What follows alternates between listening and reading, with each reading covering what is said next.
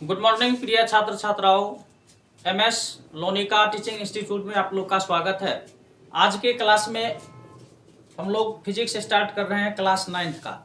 बारी बारी से हम लोग क्लास 9th के फिजिक्स के सभी चैप्टर को शुरू से लेकर लास्ट तक पढ़ेंगे। आइए हम लोग सबसे पहले कुछ चैप्टर को देखते हैं। फिजिक्स के अंतर्गत हम लोग को कितने चैप्टर पढ़ना पड़ेगा। तो जैसा कि यहां से आप लोग देख रहे हैं,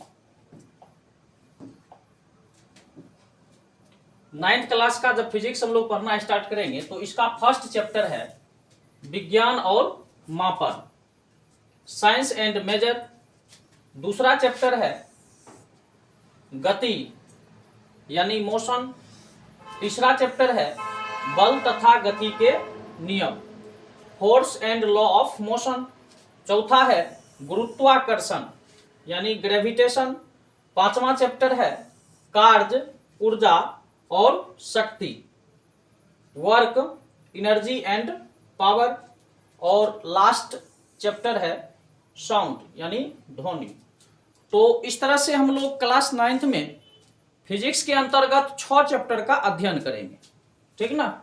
जिसमें फर्स्ट चैप्टर है साइंस एंड मेजरमेंट, तो इसको हम लोग आज स्टार्ट करने जा रहे हैं। और सेकेंड चैप्टर जैसे मोशन के बारे में पढ़ेंगे, तो विभिन्न प्रकार के मोशन होता है, इन सभी के बारे में हम लोग इसका अध्ययन करेंगे। फिर ये जो बल है, बल बड़ी खतरनाक चीज होता है। बल विभिन्न प्रकार के होते हैं, ठीक ना।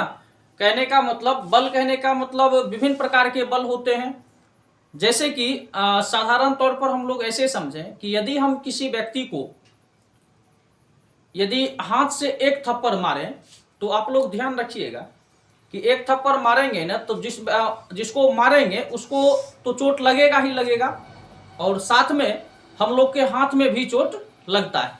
यानी जितना बल हम किसी वस्तु पर लगाते हैं, तो वह वस्तु भी क्या करता है, हम पर बल लगाता है। और गति के नियम, ये सब दूसरा चैप्टर में हम लोग तीसरा चैप्टर में पढ़ेंगे। चौथा में फिर ग्रेविटेशन है, गुरुत्वाकर्षण के बारे में पढ़ेंगे। इस तरह से हम लोग एक एक करके टोटल 6 चैप्टर पढ़ेंगे, तो यह सिलेबस संपूर्ण समाप्त हो जाएगा। आइए यहां से हम लोग पहले साइंस के बारे में कुछ इंपॉर्टेंट पॉइंट को जाने। तो हम लोग जो साइंस स्टार्ट कर रहे हैं,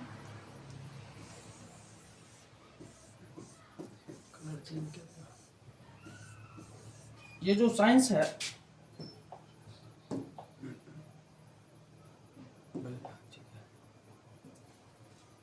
तो यहां जैसा कि आप लोग देख रहे हैं साइंस यानी विज्ञान। ये सब कुछ बेसिक पॉइंट है, इसको हम लोग थोड़ा सा चर्चा इस पर कर लेते हैं। तो ये जो साइंस है, इसका 2 पार्ट होता है। साइंस का 2 पार्ट हो जाएगा।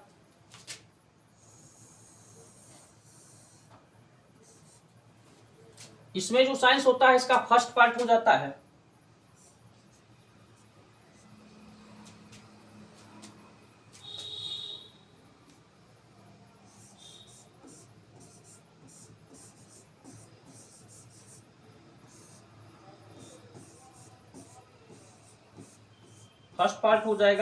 भौतिक विज्ञान। इसको इंग्लिश में फिजिकल साइंस कहते हैं, फिजिकल साइंस, ठीक। और दूसरा पार्ट जो होता है, इसको हम लोग जीव विज्ञान बोलते हैं।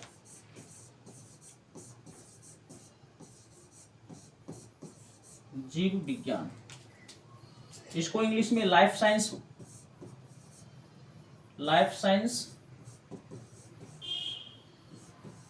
कहते हैं। अब यहां से ध्यान दीजिएगा कि ये जो साइंस है, इसका 2 पार्ट हो गया, भौतिक विज्ञान और दूसरा हो गया जीव विज्ञान। इसको फिजिकल साइंस और दूसरा को लाइफ साइंस कहते हैं। तो ये जो भौतिक विज्ञान होता है, फिजिकल साइंस, इसका भी 2 पार्ट हो जाता है। इसका भी क्या होगा, 2 शाखाएं या 2 पार्ट कहिए, इसकी 2 शाखा हो जाती है। तो इसमें जो 2 शाखा होता है, इसका फर्स्ट हो जाता है भौतिकी,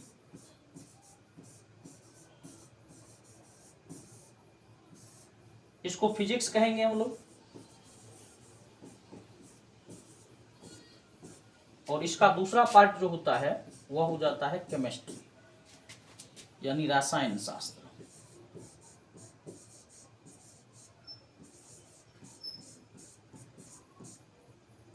रसायन शास्त्र, इसको केमिस्ट्री कहेंगे।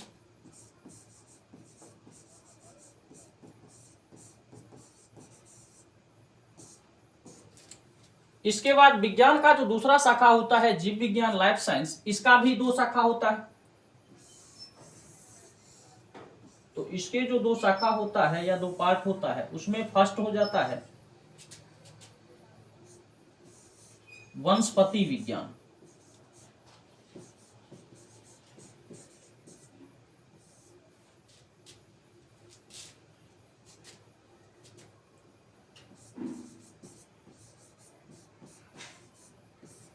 इसको हम लोग इंग्लिश में बॉटनी,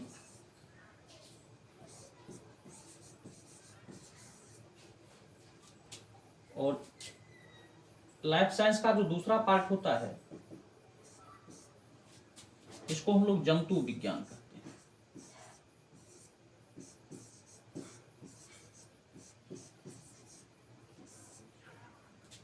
इसको जूलॉजी बोलेंगे इंग्लिश में। ठीक है, इतना आप लोग समझ गए होंगे। एक बार और ध्यान देंगे, ये जो साइंस होता है, साइंस का दो पार्ट, फर्स्ट भौतिक विज्ञान और सेकंड जीव विज्ञान। फिर भौतिक विज्ञान का दो पार्ट अलग अलग, ये हो गया भौतिकी और रसायन शास्त्र, और जीव विज्ञान का भी दो पार्ट, वनस्पति विज्ञान और जीव विज्ञान, वनस्पति विज्ञान और जंतु विज्ञान। अब हम लोग ध्यान देंगे यहाँ कि इसमें जितने भी देख रहे हैं अलग अलग पॉइंट है, इन सब के बारे में डिटेल से हम लोग डिफिनेशन के साथ पढ़ेंगे। तो ये हो गया हमारा बेसिक, और जब इसको हम लोग कंप्लीट कर लेंगे तब फिर फर्स्ट चैप्टर पढ़ाएंगे साइंस एंड मेजर पर। तो आइए इन सब के बारे में हम लोग डिफिनेशन के बारे में जाने। तो सबसे पहले है विज्ञान। तो हम लोग विज्ञान के बारे में पढ़ें।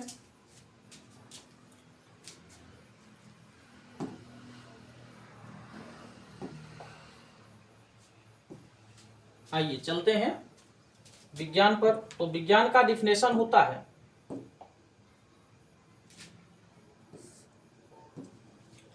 फर्स्ट में हम लोग किसके बारे में पढ़ेंगे, विज्ञान के बारे में। तो विज्ञान का परिभाषा होता है, आप लोग को इस तरह से ध्यान रखेंगे कि हम लोग जब भी कोई काम करते हैं उसका परिणाम जो हमारे सामने आता है उसी को विज्ञान कहते हैं। परिभाषा के तौर पर आप लोग ध्यान रख सकते हैं कि सावधानी पूर्वक और क्रमबद्ध तरीका से जो किया गया प्रयोग और परीक्षण होता है उससे प्राप्त ज्ञान को हम लोग क्या कहते हैं, विज्ञान कहते हैं। ठीक ना, इसको ध्यान रखेंगे। सावधानी पूर्वक और क्रमबद्ध तरीके से किए गए प्रयोगों और परीक्षणों द्वारा प्राप्त ज्ञान को विज्ञान कहते हैं। ठीक, जैसा कि अभी हम लोग बता दिए थे पार्ट अलग अलग करके कि विज्ञान के दो शाखाएं होते हैं, उसी के बारे में हम लोग इसका डिफिनेशन पढ़ेंगे। विज्ञान के मुख्य दो शाखा होता है, फर्स्ट क्या होगा, तो फर्स्ट होता है भौतिक विज्ञान। अब भौतिक विज्ञान और सेकेंड होता है जीव विज्ञान। तो भौतिक विज्ञान में हम लोग करेंगे कि भौतिक विज्ञान के अंतर्गत हम लोग क्या करते हैं, विभिन्न प्रकार के जो प्राकृतिक घटना होता है उसके बारे में अध्ययन करते हैं।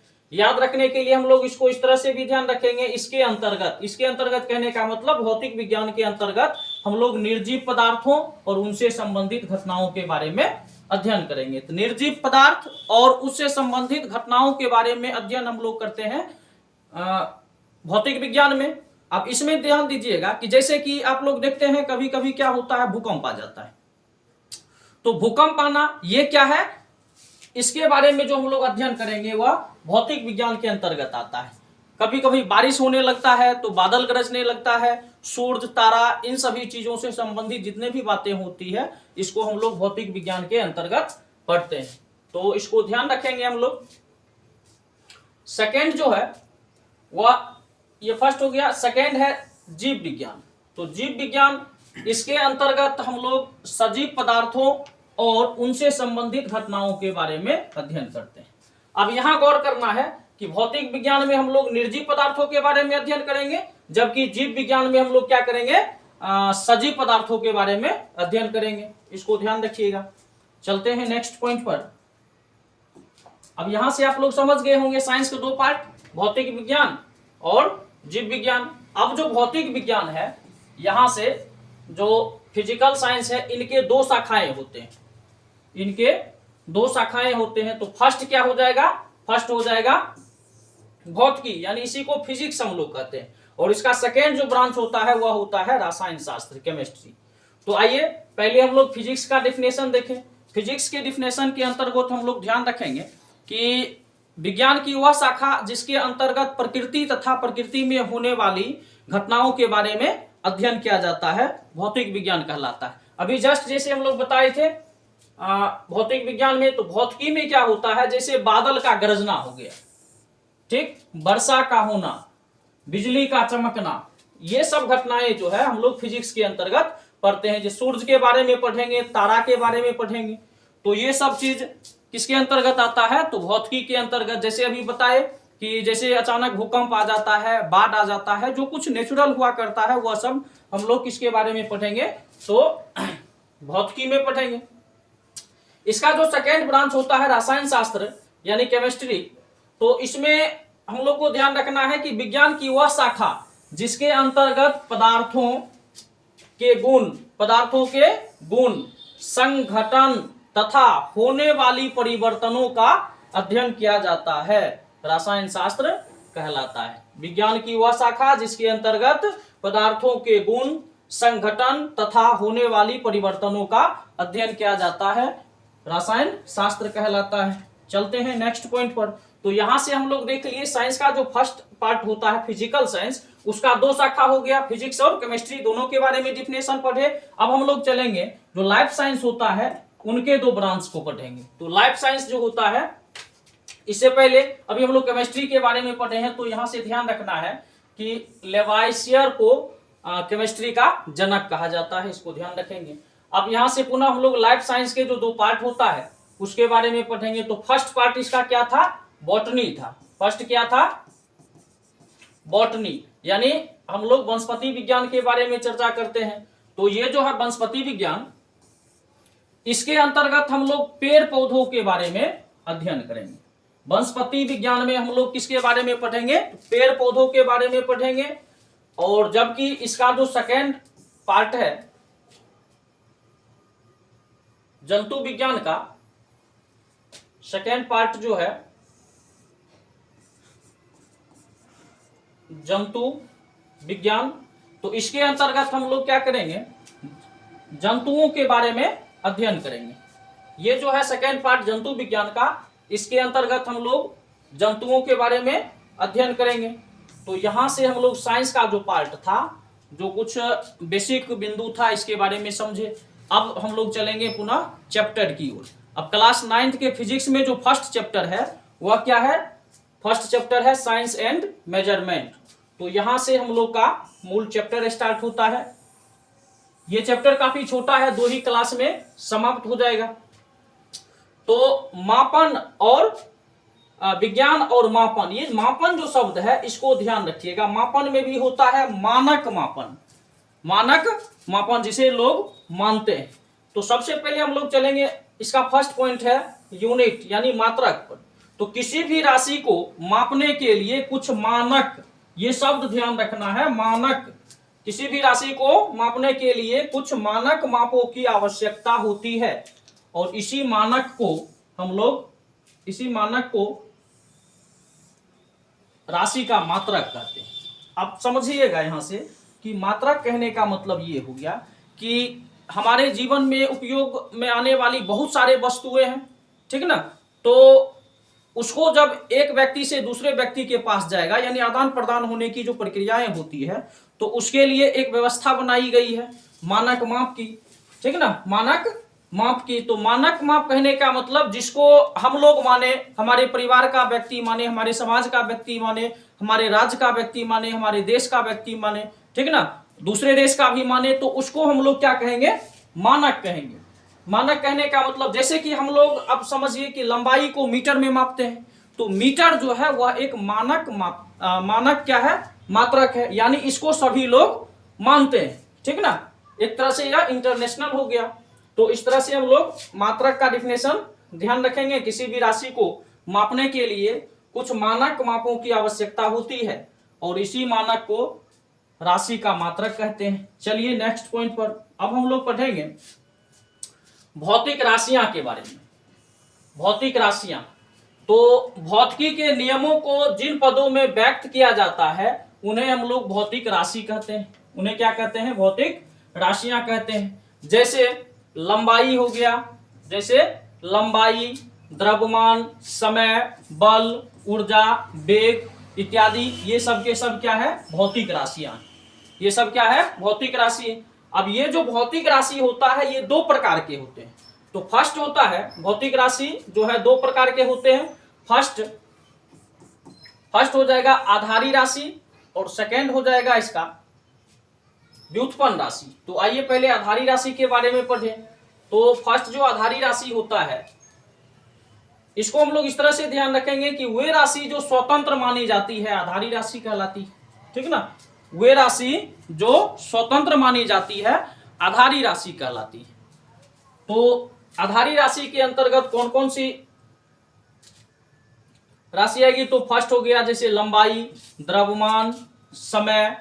तो ये जो आधारी राशि है इसकी संख्या टोटल 7 है और इसको हम लोग ध्यान रखेंगे कि आधारी राशि की संख्या कितनी है?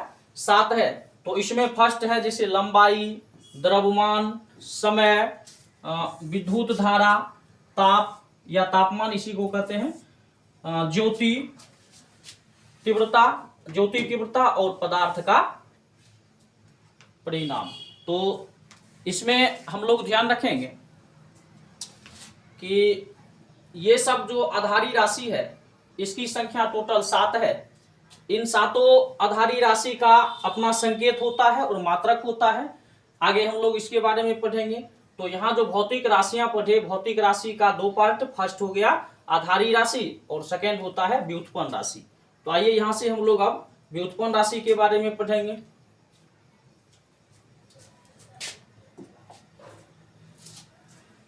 आधारी राशि का दूसरा पार्ट क्या है? व्युत्पन्न राशि। तो यहां से हम लोग देखेंगे व्युत्पन्न राशि में वैसा राशियां जिनको आधारी राशि के पदों में व्यक्त किया जाता है व्युत्पन्न राशियां कहलाता है। तो इसमें हम लोग ध्यान रखेंगे आधारी राशि में क्या देखे थे कि स्वतंत्र मानी जाती थी और इसमें क्या होता है कि आधारी राशि के पदों में इसे व्यक्त किया जाता है। तो व्युत्पन्न राशि जैसे कि अब यहां देखिए इसका एग्जांपल जैसे है क्षेत्रफल। तो क्षेत्रफल निकालने के लिए हम लोग को क्या चाहिए?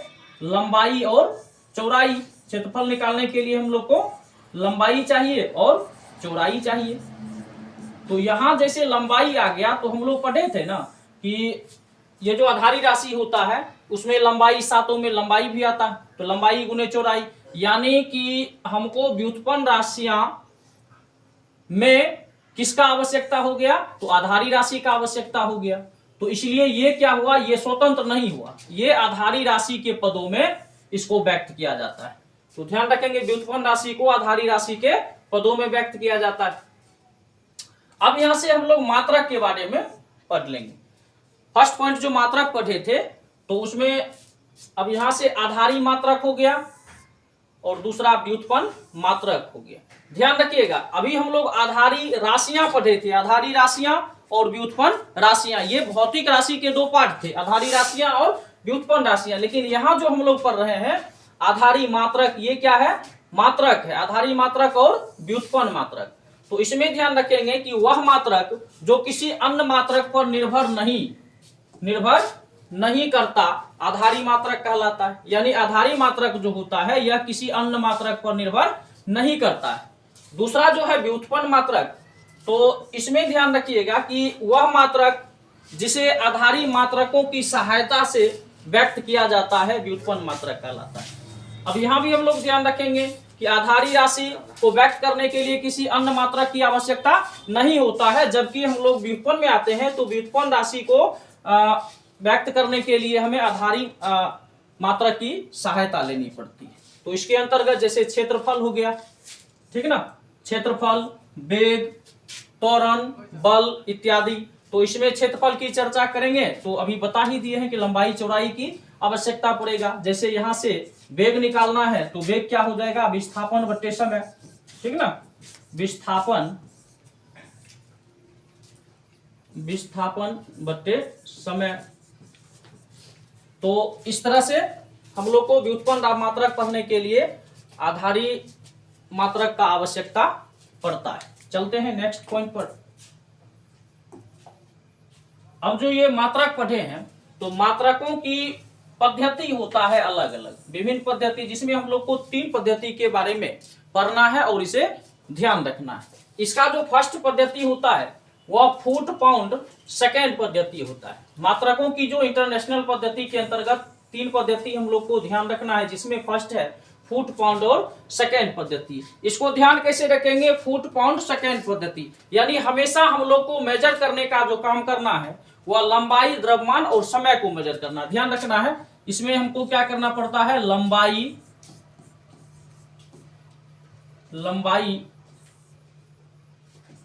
द्रव्यमान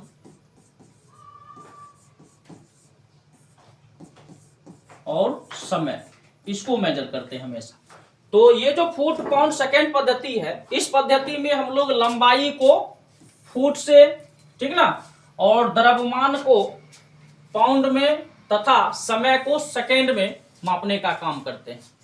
ये जो फुट पाउंड सेकेंड पद्धति है, इसमें लंबाई को हम लोग फुट में, द्रव्यमान को पाउंड में तथा समय को सेकेंड में मेजरमेंट करेंगे। इसे हम लोग ब्रिटिश पद्धति भी कहते हैं और संक्षिप्त में यही जो फुट पाउंड सेकेंड पद्धति है, इसको संक्षिप्त में एफपीएस पद्धति भी कहते हैं। इसको ध्यान रखिएगा। अब दूसरा है मात्रकों की पद्धति में जो दूसरा पद्धति हम लोग पढ़ेंगे, यह है सेंटीमीटर ग्राम सेकेंड पद्धति। सेंटीमीटर ग्राम सेकेंड पद्धति। तो इस पद्धति में फिर हम लोग को ध्यान रखना है लंबाई, द्रव्यमान और समय को कैसे मापा जाए। तो इस पद्धति के अनुसार हम लोग को लंबाई को, ये जो लंबाई है, लंबाई को सेंटीमीटर, द्रव्यमान को ग्राम तथा समय को सेकेंड में मापने का काम करते हैं, ठीक ना। तो इसमें, और इसको संक्षिप्त में हम लोग सीजीएस पद्धति भी कहते हैं। चलिए नेक्स्ट मात्रकों की पद्धति पढ़ें। तो नेक्स्ट पद्धति है मीटर किलोग्राम सेकेंड पद्धति। इस पद्धति में लंबाई को मीटर, द्रव्यमान को किलोग्राम तथा समय को सेकेंड में मापा जाता है। इसे संक्षिप्त में एमकेएस पद्धति कहते हैं। तो आज के क्लास में इतना ही, मिलेंगे फिर नेक्स्ट वीडियो में। तब तक के लिए थैंक्स।